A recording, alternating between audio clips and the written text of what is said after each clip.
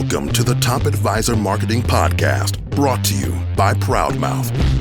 Being your own loud is not new to marketing, but the mindset, strategies, and resources to help get you there are evolving faster than this industry is keeping up. It's time to find a new perspective on what works, why, and how to move your business forward. Listen in as Matt Halloran interviews guest experts to help you be your own loud. Welcome to the inaugural live streaming, we hope it works, because we just decided to try this today, of the Top Advisor Marketing Podcast, brought to you by ProudMouth. I'm the CEO of ProudMouth, and our CRO and our podcast guru, Matt Halloran, and I are going to bring you some cool ideas on podcasting today. So our topic is 5 mistakes that keep podcasters from developing or building a loyal audience. And we have 6 points, which means we'll probably come up with 10 by the end of it. But thanks for joining us, everybody, and we're going to kick this off. One of the things that we hear a lot from advisors and from experts is, I've thought about doing a podcast, but I'm nervous, or I don't know how to do it, or I don't know what to talk about. Mm-hmm. I'm worried I won't be able to have a topic if I'm doing twice a month for a whole year, and there's some anxiety around that. The truth is ideas come from all kinds of places. So this idea actually came from our social media, from Jessica, who runs our social media here at ProudMouth. She had come up with some topics that she extracted from either one of our episodes or just conversations with us. The topic she had as a social post, and she was getting us to review it before it went out. We were looking for a topic the other day, and she said, I think you guys should talk about this. Mm-hmm. And then we added a little bit to it. And that's how it came to be. The neat thing is that I wasn't sure that this was a topic in and of itself for an episode, but sometimes you forget as an expert that sometimes the small stuff that you know and you take for granted that becomes a best practice that you don't really think about is really important to other people. We hope that when we share this with you, that this is something that helps you out, helps you understand better how to overcome some of these things and how to set yourself up for success if you're thinking about starting a podcast. Matt and I are well over 300 episodes. We kind of know what we're talking about. We've used a podcast to grow our podcast business. Mm-hmm. If you don't know, we just launched Accelerator Academy, which you can get to going to proudmouth.com/academy, or just go to proudmouth.com. The academy is plastered all over the website. And the idea there is all the stuff that we teach you here in our podcast, we actually have courses on, exercises. We're building a team of vetted experts to come in and teach around other areas that we're not experts in, or we don't go as deep in. Why don't we just dive into these key points for people, Sure. which are the 5 mistakes that keep podcasters from building a loyal audience. Yeah. First off, I feel like I'm in trouble because you just called me Matthew, and I can't even remember the last time you actually did that, dude. But I want to talk about something else very, very quickly in the lead up to this, Kirk, which is the depth and breadth of knowledge that we have because we've just done so many of these, and we built this very highly organized academy, is really different, right? I mean, I was on the phone call. I was just telling you about this yesterday with this young guy who can't afford our premium services. So I talked to him about the academy, but I just kept telling him what he needed to do. And he's like, Matt, I have analysis paralysis here. I can't get off these steps. And so I walked him through and said, okay, here's step 1, step 2, step 3. And he was very, very grateful. And I was really grateful because it just gave us an opportunity to live out our mission here, right? Is to help experts get their voice out into the marketplace. And most importantly, one of our major focuses this year, and especially this month when this podcast comes out, is helping female financial services professionals get their voice out into the marketplace. We know that there is a strong desire to have that connection. And we also know that our female podcasters that we had over the years have a way better podcast in general because of the level of intimacy, because of how women know how to listen intrinsically better than men, to make some gross generalizations that have been proven out by science, but that's really, really important for us. And I think the first concern that we have is something called pod fade. And the concern with pod fade is very, very simple. It's what Kirk talked about making sure that you have a good run rate. So the biggest thing that stops people from having a loyal listenership is that they don't have enough podcasts and they're not putting them out on a timely basis. But it also is important for you to understand that before you ever hit record, you should have 12 to 24 podcast topic ideas on a freaking sheet of paper so that you have the confidence and know that you have the longevity that you'll need to build this loyal following. But it's crazy. One of the things that I've heard our podcast coaches and our team here at ProudMouth talk about is that when advisors get rolling, which is most who really get into it, they can't stop the topics from flowing once they understand who they're communicating to, what people are liking, and once they get comfortable with it. So talk about that if you wouldn't mind. Yeah.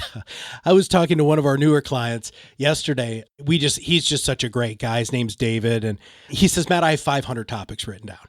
I'm like, are you freaking kidding me? He's like, look, it's like something happens at work. And I'm like, there's a podcast topic. And so I said to him, so it's that easy. And he said, Matt, when you keep podcasting top of mind, you're going to realize that just about anything can be a topic.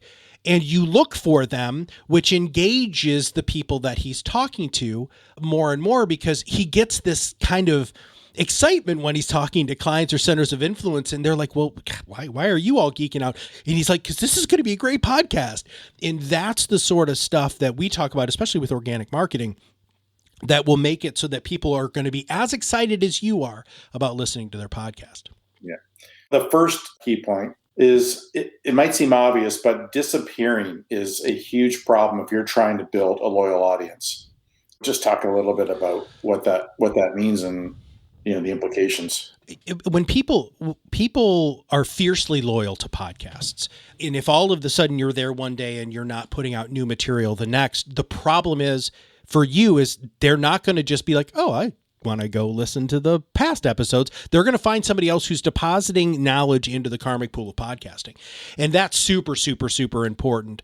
And you need to do it on a consistent basis. So something that we do here and we teach in the academy, but that we do here with our existing clients is we release on a schedule so that we build that schedule in so that your audience knows that every Tuesday or Thursday or Wednesday or whatever we decide on, that podcast is going to drop.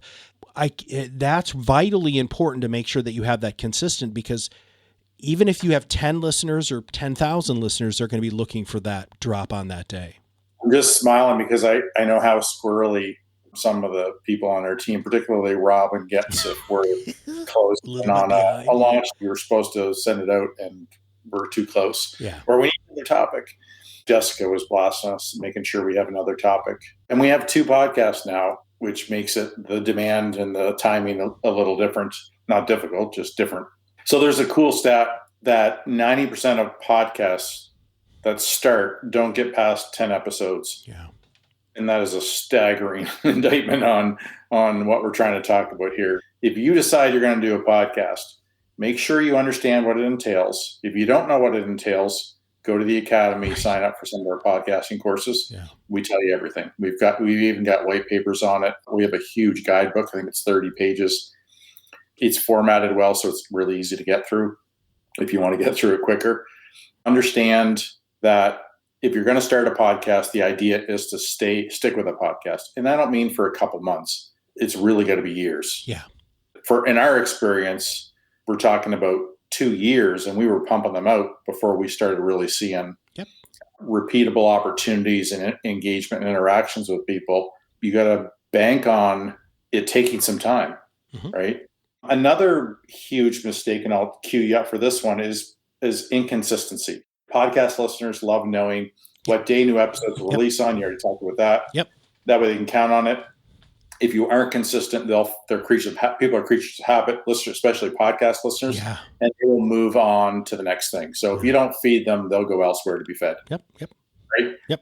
Sunday morning, early in the morning is when some people listen to 3 or 4 podcasts in a row, drinking their coffee, looking out the back window, whatever it happens to be, going for a walk, working out at the gym. That's their thing.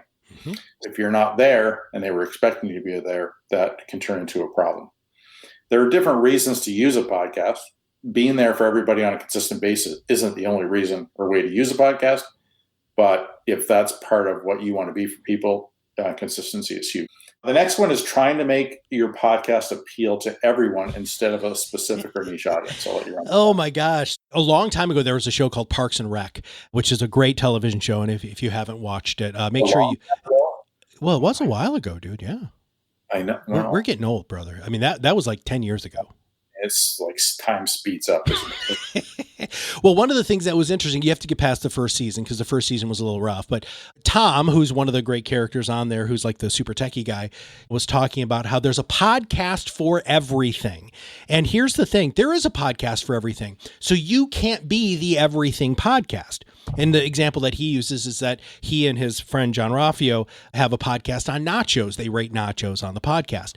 That's the level of specificity you need to have with your podcast. You can't be a generalist with a podcast because you don't have the reach, you don't have the money, you don't have the ability to connect with that many people like a Joe Rogan, Hardcore History, Ira Glass, any of those things, like the one that you love, the Smartless podcast, all of those are things that you don't have the budget, you don't have the reach, you don't have the network. So the level of specificity is important. And we believe from a business perspective that it's the only way to podcast. And I'll give you a couple of good examples.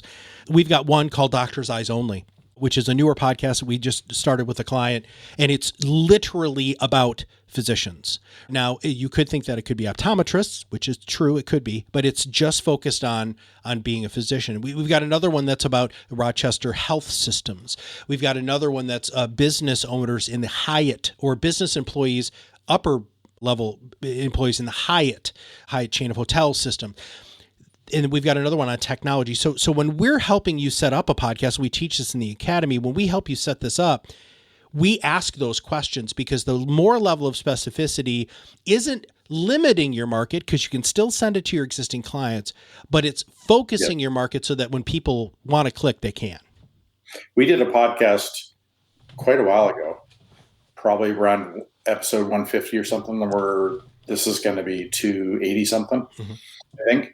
We talked about what advisors miss out on niche marketing, like the assumptions they make and how they miss out. Yeah. There's another way to look at this too. We're working right now with our outsourced digital marketer who's going to be bringing people into our academy. But we're talking about the idea that, I'll give you an example, ProudMouth.com. Our mantra, our purpose is to free the world's experts from sales. And we do that by creating influence. People become raving fans. And when they're ready to do business, they chase you down or hunt you down so that they can talk to you. We see that. It's not the only way that we get clients, but it's increasingly becoming the predominant way we get clients. That is what we want that's a huge part of the outcomes of what we do. Having said that, experts isn't necessarily a niche. I mean, it's a lot of people. We're going to use niche marketing to go after those specific people. Right. Absolutely. Now, this podcast is more niche, but there are still a lot of financial advisors. We could only work with RIAs. We could only work with insurance. We could approach larger RIAs, IMOs, or so many different angles, right? If you have content that is niche, is a niche expertise, and the people in a number of different niches would get that, then you can have landing pages, and you can do paid ads if you want to do that. Or you can use words and you can tag and you can do things like that. So there are other ways to be niche. Having said that, the specificity of what you talk about and what you know and how it relates to them has to be engaging and intriguing. So what we're saying is, if you just want to work with doctors, it doesn't have to just be a certain type of doctor if other doctors are going to get as much out of what you're doing. Right. But you can still go after certain specialized areas of specialization or groups of associations and things like that when you're attracting them and communicating to them. So the idea is that you might have 50 or 100 different personas that you speak to online who are varying levels of ready to work with you or not, or various levels of knowledge or different areas of specialization. And your marketing and landing pages can be the specificity and then go back to a slightly more general website, if that makes sense. Yep. We don't want to make you feel like the specificity of who you want to work with is to such a degree that you feel like your audience is too limited. You can get it's a bit of an art and a science to figuring it out. And that's why digital marketing, when you're talking about it and you're thinking about doing a podcast, I'm overwhelming the heck out of everybody talking about this, is to step back and figure out how you're going to make advances and grow and what you can do and what you can implement. I'm probably getting into our summary, but I'm going to back out of that. So the next point is trying to make your podcast about everything. Yep. You've really already answered that. And maybe some of the things we're keeping focused, inspiring the right people. Yep. Another one that we talk a lot about is if you when you focus on your niche expertise, you can really increase your value more than your competitors. Can you talk about that for a minute? Yeah, and I love that. It's amazing when you're podcasting and you're hyper-focused on a specific niche, you can get amazing amounts of value. Let's go from I want to focus on retirees. So that's not a niche. The next level would be retirees who work at Verizon, right? So let's go ahead and go there. The amount of value that I could add to a Verizon listener by talking about their employee compensation, if they've got options, what their benefit program looks like, if they're offering buyouts, all of those pieces, all of the sudden, I'm talking so directly to you that you're going to get so much value from my podcast that why wouldn't I listen, especially if you kind of get a little outside of Verizon, which, by the way, we do through our 9 podcasting growth tactics. There are other things that you can do after you build that base that allow you to expand, which is literally what Kirk and I are doing. ProudMouth specifically, this new podcast, the Be Your Own Loud podcast, we have so many listeners now, and we've built this strong base of loyal fans that we can go one concentric circle out from a niche perspective or a niche perspective to make it so that we're going to be able to hit more people. You can do the exact same thing. And just to wrap this up, if you accelerate your influence utilizing the system that you can learn in the academy or from us, that amount of time that it took Kirk said 2 years, it was really 4, guys. It was 4. We made a lot of mistakes within the first 2 years of our podcast. We've honed that, gotten better. And over the last 2 years where we do what we teach you to do, this is what we overall get to do. What do you think some of the mistakes are that we made in our podcast in the first couple of years? One, me as a guest potentially. Well, I think first off, we were not. Here's the number one thing that we did terribly. The biggest mistake that we made was not being aggressive with the guests that we had. So that was the biggest mistake we had. Man, we had so many amazing guests on in our first 100 podcasts. I mean, our 100 podcast was with Michael Kitsis, right? And man, I never went back after that dude and was like, dude, did you share it? Come on. I want, hey, pump it out, pump it out. We didn't have we have nurture sequences now to go back to all of our clients. I reach out to them. We connect on social media. We're doing a new tagging thing. I mean, all of these different pieces that we're doing now has made it so that we're getting so much more impact with our podcast now than we ever would have had previously. That was one of the biggest mistakes. We also, here's the other thing, Kirk, is we weren't very strategic, which we're really strategic now. Our first 100 podcasts, it was like, oh, you want to be on our podcast? Woohoo! And there were some people who sucked, dude. Some of them actually never got published. I don't know if everybody knows that. Dude, I'm totally throwing people under the bus. We didn't publish some podcasts because they were so bad. We're way more strategic now. We've got a great content calendar. We didn't have a very strong call to action. That was the other thing that Kirk, that was what kicked a lot of our early podcasters that we worked with from the beginning. We didn't talk to them about having a strong CTA. And now that we do and they do, man, we're getting a lot more impact, a lot more listeners, and a lot more people doing what you talk about, which is to reach out. I think one of our biggest mistakes is we just improved our brand. We should have done that sooner. Yeah. But things happen at the right time, right? You have to be ready. And we were. But I think the biggest problem is we didn't have this cool swag. I know, dude. The swag is awesome. Yeah. If you send us your shipping address, we'll make sure you get one. Yeah, direct message me on LinkedIn if you guys want one of these cool hats, man. As much of a dork as you, that's maybe I don't want one, but you actually jumped right into the next point, which is to selling and making offers during your podcast. Yeah, and that was that we didn't do a good enough job. And as you know, if you've been paying attention to this live streaming, actually we should have a little commercial right now. So if you don't know, we launched Influence Accelerator Academy recently, and that is a place to go learn about how to achieve a better mindset with marketing. There's different levels. You get obviously more as you go and more interaction with us at the highest level and peers who are doing podcasting or becoming influencers. But the Academy is all about learning the stuff that from the right people. People are vetted, been around. We've been doing this for 20 years, not podcasting, but financial marketing and branding. in digital marketing and all that kind of stuff. If you want help, we're going to be bringing in some really amazing vetted experts to add more value, create courses. We're getting a lot of really neat people who want to come in and provide courses. We have a very strong due diligence. We really have to know people for some time, go through their stuff and make sure it really fits the mindset that we think is appropriate for this audience to learn about. Doesn't mean we're not going to have people that only fit what we think we need as a company, but what we think you need. If you want to go to proudmouth.com/academy, that's how you learn a little bit more about that. So having talking about offers, there's a lot of value in that. We have a free version of that, by the way. Yeah. It's not just us asking for stuff from you. We're trying to give back there, and our plans are quite affordable, given how much time. I have a question. This is ridiculous for me to ask you live, but are we giving away the swag to people who are in the Academy? If you're one of the first 50 people to sign up for a paid account with the Academy, drop your shipping address as a private direct message to info@proudmouth.com, and we will make sure that the first 50 get a hat shipped to them. Okay? Yeah. Man, when you wear this, even if you're not cool like me, all of a sudden I get people ask me about this hat all the time, by the way. And the hat has special fibers in it that make you a better marketer.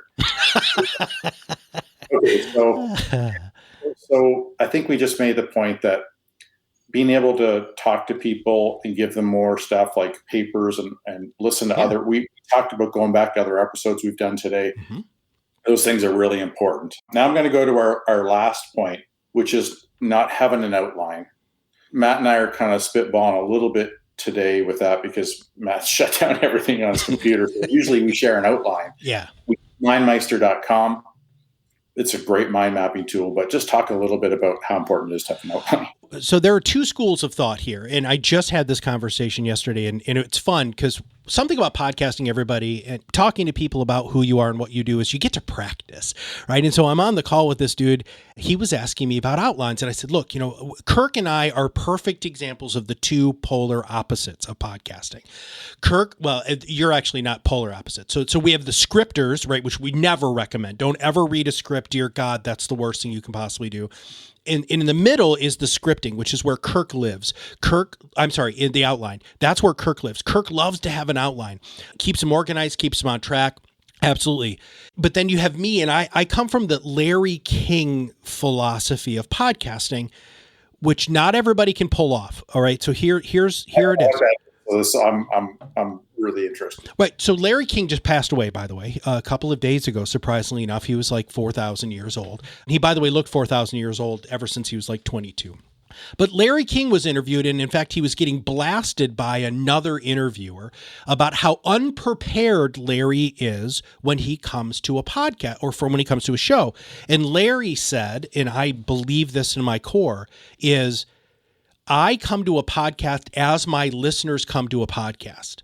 I want to ask the questions that I know my listeners want to ask. If I read your book, read all your papers and all of these sorts of things, I'm going to come in with more knowledge than I should. And so therefore I come to it with the eyes of a child. Not saying I don't prepare. I want to be very clear about that. I know who the hell you are. I know what's on your website. I'm just not going to spend the time because, again, I want to have you say something and me say, well, I don't know anything about that. If you're a talented interviewer, you have a great amount of curiosity and you know how to frame questions, and most importantly, you're a really good listener. I'm not as good a listener, which is part of the reason I like to be prepared. That's correct. Because I always have the outline to go back on. It's not that I'm a good listener; it's just that I think a lot. Right. A lot of things trigger my brain to go start thinking and brainstorming, and you never know when it's going to happen. and I'm so aware of it now that when I'm meeting new people and we're doing a Zoom call, I'll actually say, look, if you see my face turn and you're thinking you just lost me, it's usually that you just said something that's got me thinking, and I'm just trying to work my way to shut it back down so I can be a good listener again. And I know that sounds horrible, but just people are just wired differently. No, it is. People are wired differently. And in Kirk, this is why we have such a fun partnership from a business perspective, because we're both very different people in how our brains work. Yeah. I have done so many interviews and podcasts in my, not just time here, but when I was a therapist and when I was a coach, all of that stuff, my whole existence was interviewing. Plus, I'm a professionally trained therapist where listening is something you actually take in grad school. My ability to pivot, my ability to do some of this stuff is not normal, which is why I was joking with somebody earlier this week, which she's like, wow, you're just so damn excited about this. And you just seem to really enjoy it. I'm like, look, I can't believe I have a job doing this. Like, this is like, my happy place is this. This is my happy place. Interviewing people, learning from new people, and not everybody is like that. And we don't expect you to have that level of curiosity, but it's funny because it does develop over time. So I'm going to talk about Larry real quick because Larry's a great example. I met with Larry yesterday. Larry's our oldest client. We talk about Larry often because he's had great success. Yeah, as a client, not our old. Oh, no. Larry, from the first time I had a coaching call with him, which was a couple of years ago, to now, his love of interviewing people has exponentially increased. He's like, Matt, if I could do this stuff. So he does it now, not just, by the way, he doesn't just do it with podcasting, but he also has 2 mastermind groups that he runs. And all he does is facilitate and ask questions. And he's like, Matt, I never thought that I would enjoy this as much as I do. And podcasting opened those doors for him. And again, this is why we have professional hosts, everybody. There are people in our organization who their whole existence is asking you questions. You don't have to be that expert host because we're going to have an expert with you, which is really what I do with Kirk. My job with Kirk most of the time is I interview him and I bring him back in line when he chases rabbits, and that's a lot of times where the brilliance is. We do provide you with that support. Now, we don't really have a lot of training on that in the academy as of now, full disclosure, because I don't know how to train that, Kirk. Maybe you can help me figure that out at some point. By the way, Jay thinks that swag as a CTA is a great idea. Thanks, Jay. Oh, and Paul Thompson also said that it was a great show and he appreciates, so he's on too. So a couple of our actual friends has found us on LinkedIn and are messaging us, which is super fun. So, all right, Kirk, well, we should probably wrap this up, brother. We're past 30 minutes. About podcasting and building a loyal audience is engaging people. We don't do a lot of this, but I think we have to get better at it so we're off to another idea here. Make people feel part of what you're doing because they are part of what you're doing, right? You're trying to speak to them, answer their questions, talk to the people that love what you do and are advocates. Make sure that you ask, I know that some people, I think this was Michael Kitz's, I saw this yesterday. I'm going to have so-and-so as a guest. What do you want to know from them? And then ask a question. We don't do a lot of that. But if Jessica is still listening, maybe we can do a little bit more of that.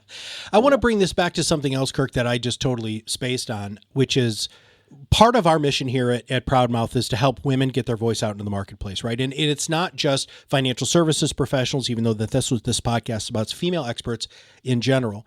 And if you've listened to all of the little morsels that we've dropped in here, and if you're a woman who's listening to this or know somebody who is a woman in financial services who should have their own podcast, all of what we're saying are things that women just generally do better than men. Yeah. And so we're trying to reinforce that with everybody, being hyper-focused, shutting up and listening, making sure that you're providing great value, talking about the podcast, sharing it with your network. These are things that are very, very good to do. And we believe that podcasting is an incredibly powerful way for people to scale their influence. What do you got? Can we name a few of the women podcasters? Absolutely. Other ones that we know too. Marcy Bear, who actually doesn't work with us, but she has her own podcast, is phenomenal. She does socially responsible investing. She's really, really great. We've got Esther Sabo, who's with us. She runs a brilliantly intuitive podcast that's just so well done, and you get to feel who Esther is in every episode, which is just fantastic. Erica Cummings. Yep, Erica Cummings. Yeah. From RBC. Some other people that we know that do podcasts. Tina Powell is one I've been listening to.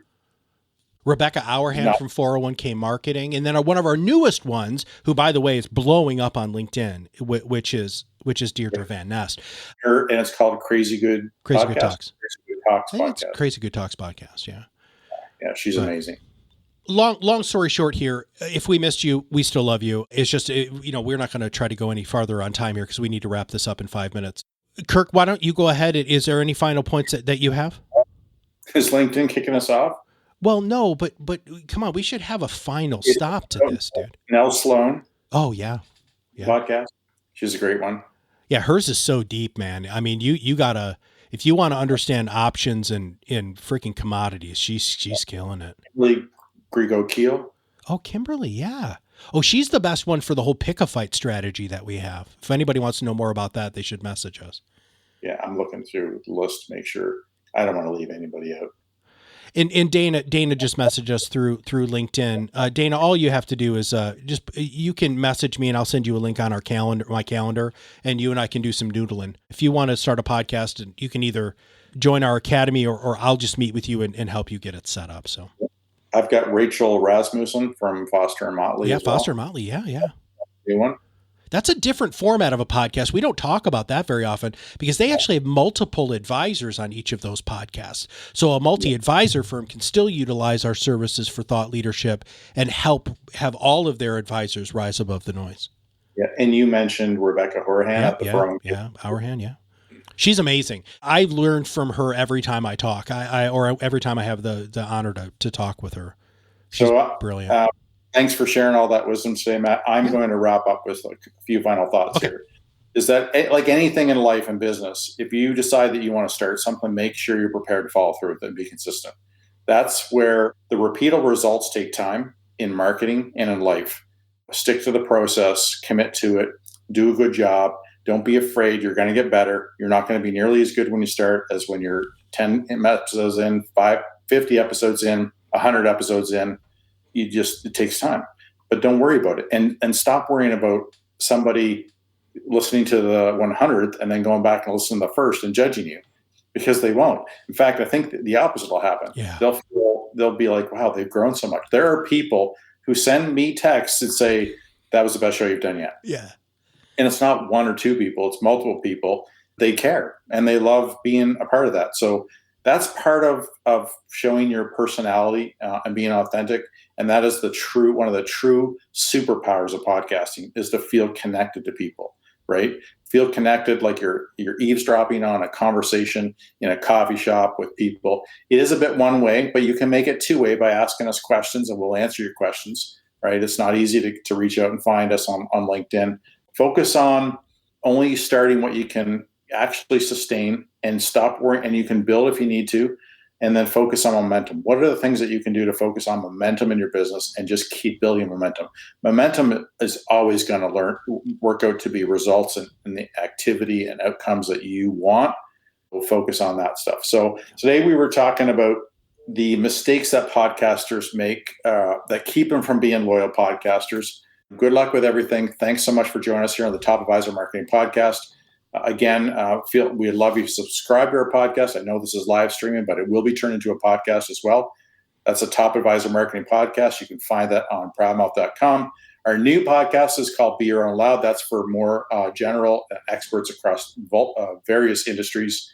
Please go check out our academy, which is Influence Accelerator Academy. We have 3 different levels of memberships, a ton of content, and that thing is, the more people come, the more we can focus on growing it and adding more and more content. It's going to be a wonderful place.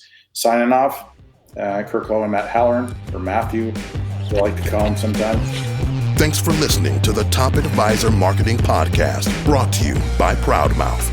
If you want to learn more about how to be your own loud podcast, visit our website, read our blog posts, attend educational webinars, and sign up for Influence Accelerator Academy.